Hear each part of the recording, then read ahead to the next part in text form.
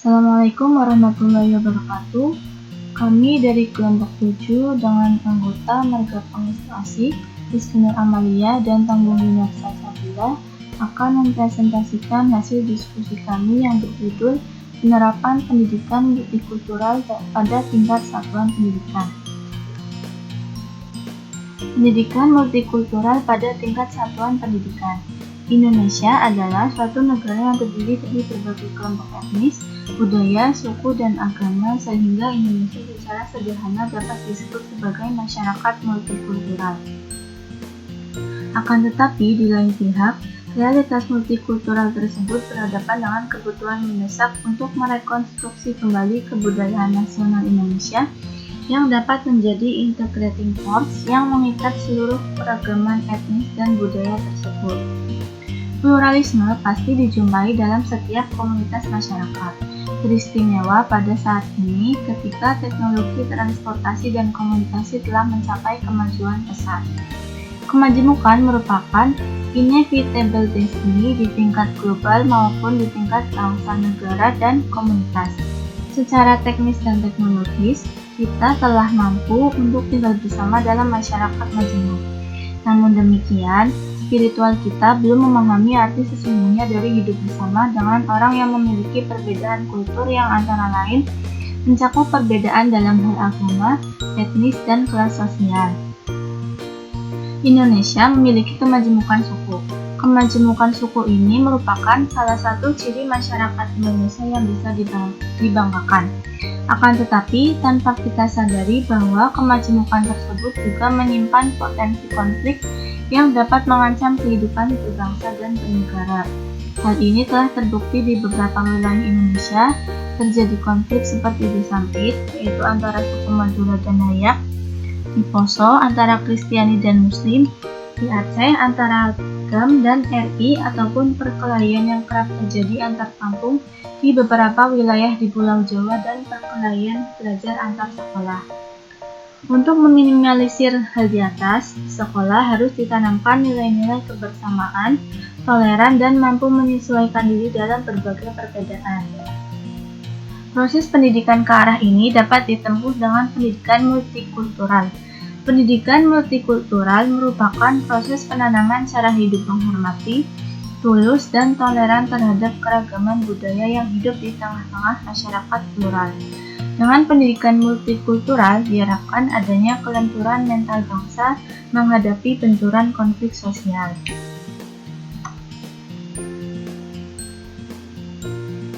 Urgensi penerapan pendidikan multikultural pada tingkat satuan pendidikan. Istilah pendidikan multikultural dapat digunakan baik pada tingkat deskriptif maupun normatif yang menggambarkan isu-isu dan masalah-masalah pendidikan yang berkaitan dengan masyarakat multikultural. Lebih jauh juga mencakup pengertian tentang pertimbangan terhadap kebijakan-kebijakan dan strategi-strategi pendidikan dalam masyarakat multikultural. Dalam konteks deskriptif ini, kurikulum pendidikan multikultural mestilah mencakup subjek-subjek seperti toleransi, tema-tema tentang perbedaan etnokultural dan agama, bahaya diskriminasi, penyelesaian konflik dan mediasi, HAM, demokrasi dan pluralitas, multikulturalisme, kemanusiaan universal, dan subjek-subjek lain yang relevan. Berkaitan dengan kurikulum, dapat diartikan sebagai suatu prinsip yang menggunakan keragaman kebudayaan peserta didik dalam mengembangkan filosofi, misi, tujuan, dan komponen kurikulum serta lingkungan belajar siswa sehingga siswa dapat menggunakan kebudayaan pribadinya untuk memahami dan mengembangkan berbagai wawasan, konsep, keterampilan, nilai, sikap, dan moral yang diharapkan. Pendidikan multikultural merupakan respon terhadap perkembangan keragaman populasi sekolah sebagaimana tuntutan persamaan hak bagi setiap kelompok. Dalam dimensi lain, pendidikan multikultural merupakan pengembangan kurikulum dalam aktivitas pendidikan untuk memasuki berbagai pandangan, sejarah, prestasi, dan perhatian terhadap orang-orang dari etnis lain. Hal ini berarti pendidikan multikultural secara luas mencakup seluruh siswa tanpa membedakan kelompok-kelompok baik itu etnis, ras, budaya, strata sosial, agama, dan gender, sehingga mampu mengantarkan siswa menjadi manusia yang toleran dan menghargai perbedaan. Bentuk pendidikan yang paling tepat dalam masyarakat multikultural adalah pendidikan yang mengedepankan toleransi dan sikap saling menghormati segala perbedaan. Pendidikan toleransi ini banyak ditawarkan oleh banyak ahli dalam rangka mengantisipasi konflik keagamaan dan menuju perdamaian abadi yang kemudian terkenal dengan sebutan pendidikan toleransi. Tujuannya, pendidikan dianggap sebagai instrumen penting dalam penanaman nilai toleran.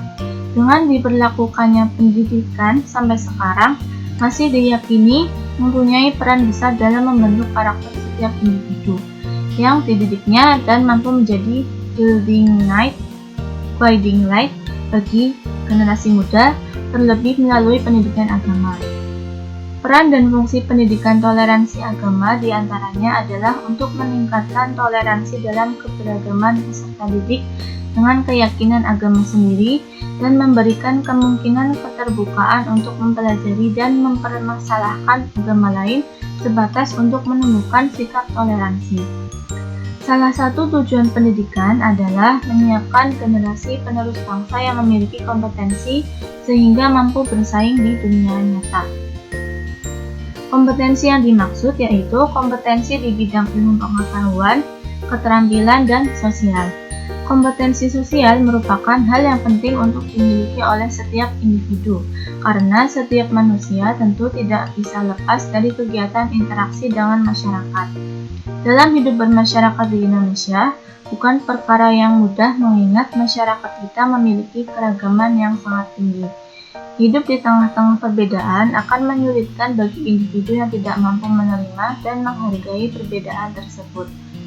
Setiap individu di masyarakat memiliki ciri khas, latar belakang, agama, suku, dan bahasa yang berbeda. Banyaknya perbedaan tersebut merupakan sebuah potensi yang dapat memicu konflik dan perpecahan di masyarakat apabila tidak mampu disikapi secara bijak. Disinilah diperlukan peranan manusia Indonesia yang mampu bertoleransi terhadap perbedaan-perbedaan yang ada di masyarakat agar keutuhan dan persatuan bangsa tetap terjaga. Toleransi dan pendidikan multikultural. Toleransi sering menyita perhatian masyarakat luas dan setiap kali terjadi kasus intoleransi. Hal itu membuktikan bahwa toleransi sangat penting untuk dijadikan konten pendidikan yang harus dipelajari segenap anak bangsa. Selain itu, pendidikan toleransi sangat penting bagi pertumbuhan kepribadian anak sebagai makhluk sosial, khususnya di negara Indonesia yang berpenduduk plural. Pendidikan secara umum wajib menyisipkan pendidikan toleransi, baik di sekolah, universitas, komunitas, dan lini pendidikan lainnya. Pendidikan toleransi bukan hanya tanggung jawab pendidik agama saja, namun pendidikan dan pendidik berbasis agama juga diwajibkan menanamkan lebih dalam mengenai toleransi terhadap segala perbedaan yang ada dalam dunia pendidikan. Pendidikan agama diupayakan tidak memanasi sivitas akademika soal isu rasis ataupun intoleran, melainkan merangkul segala perbedaan yang ada dalam dunia pendidikan. Agama memiliki kedudukan yang penting dalam pendidikan nasional.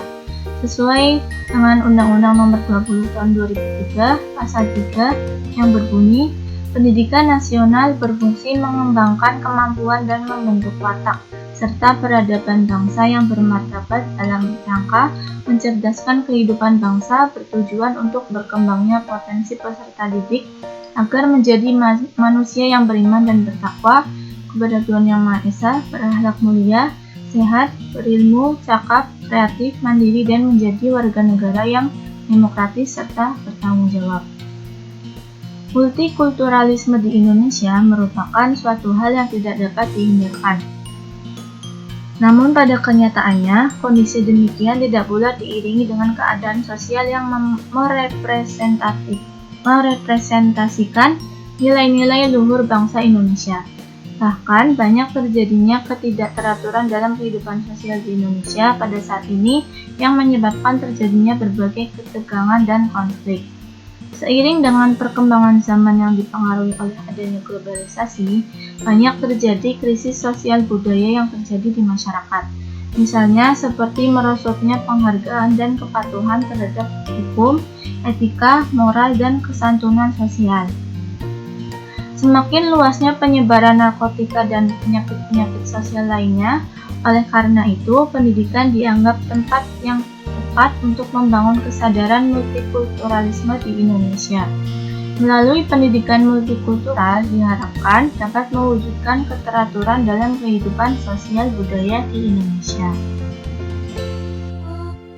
Baik, untuk selanjutnya yaitu program pendidikan multikultural, di mana program pendidikan multikultural ini dibagi menjadi 3, yaitu berorientasi pada materi, berorientasi pada siswa, dan berorientasi sosial. Langsung saja ke yang pertama, yaitu berorientasi pada materi atau content oriented programs. Berorientasi pada materi ini merupakan bentuk pendidikan multikultural yang paling umum, dapat cepat dipahami.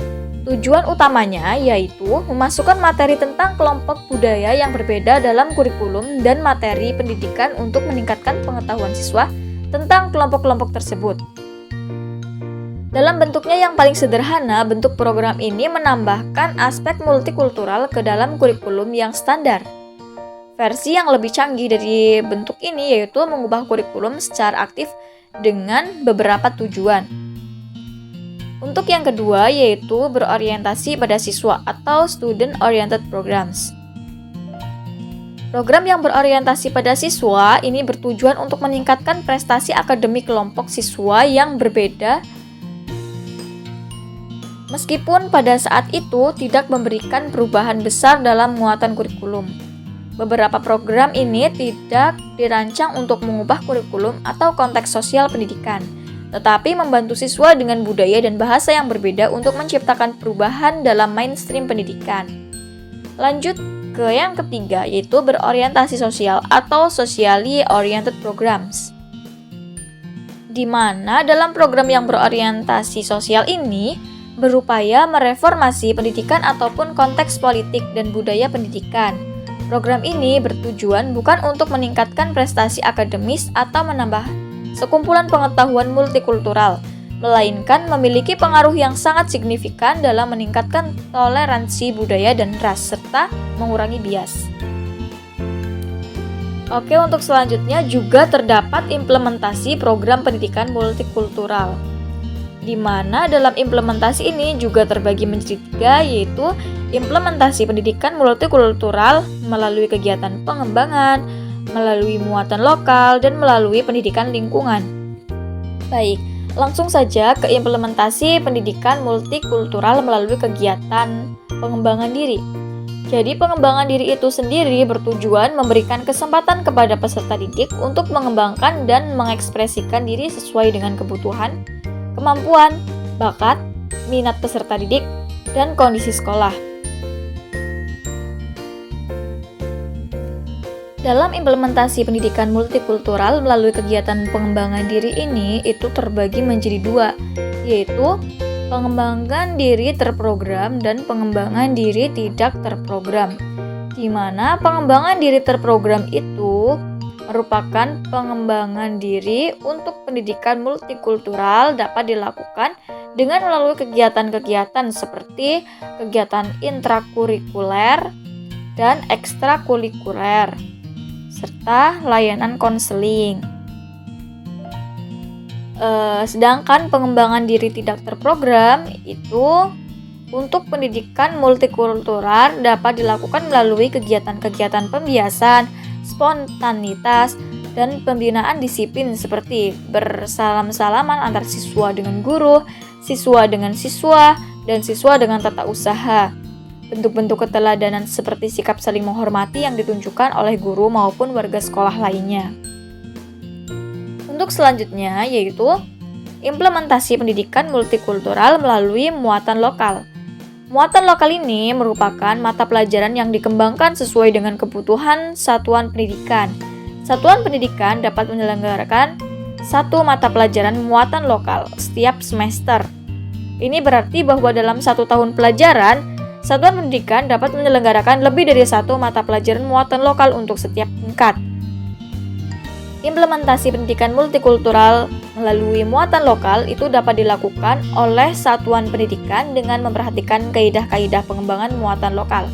Maksudnya yaitu muatan lokal pendidikan multikultural disesuaikan dengan potensi daerah tempat sekolah berada, seperti keterkaitan muatan lokal dengan sumber daya alam atau SDA, keterkaitan muatan lokal dengan sumber daya manusia atau SDM, keterkaitan muatan lokal dengan geografis, keterkaitan muatan lokal dengan budaya, dan keterkaitan dengan historis. Untuk selanjutnya yaitu implementasi pendidikan multikultural melalui pendidikan lingkungan. Pendidikan multikultural itu dapat diimplementasikan melalui pendidikan lingkungan dengan maksud agar peserta didik itu lebih dekat dengan keadaan lingkungan sebenarnya, sehingga menumbuhkan rasa memiliki lingkungan, mencintai lingkungan, dan menghargai eksistensi lingkungan yang juga bagian dari ekosistem dan mempengaruhi kehidupan manusia.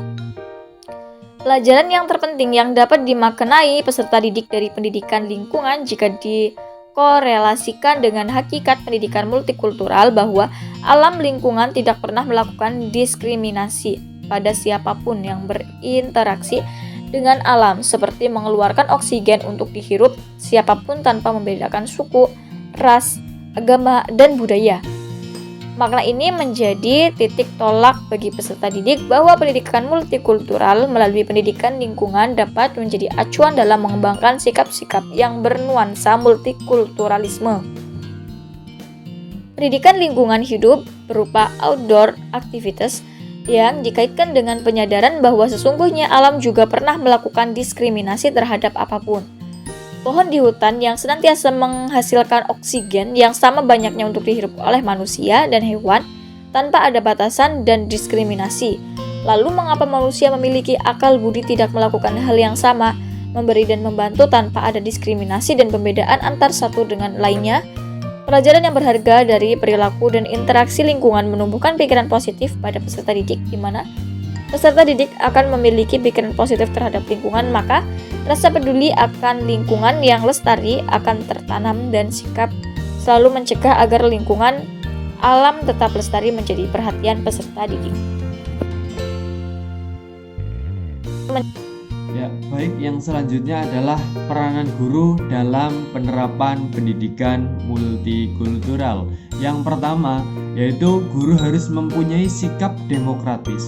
Dalam artian, guru dalam mengajar, dalam menjalankan tugasnya, guru harus mampu bersikap demokratis. Semisal, si A beragama Islam, kemudian si B beragama Kristen.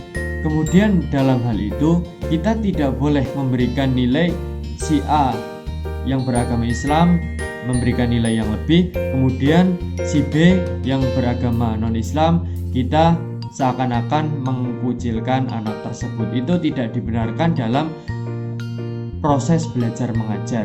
Kemudian yang kedua, guru harus mempunyai kepedulian terhadap lingkungan maupun peserta didik maupun gejala-gejala sosial di lingkungan kita.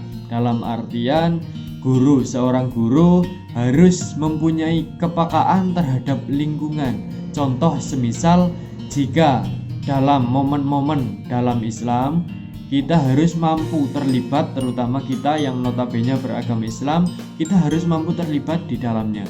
Kemudian jikalah ada momen-momen di agama lain, sebisa mungkin kita harus bisa membantu.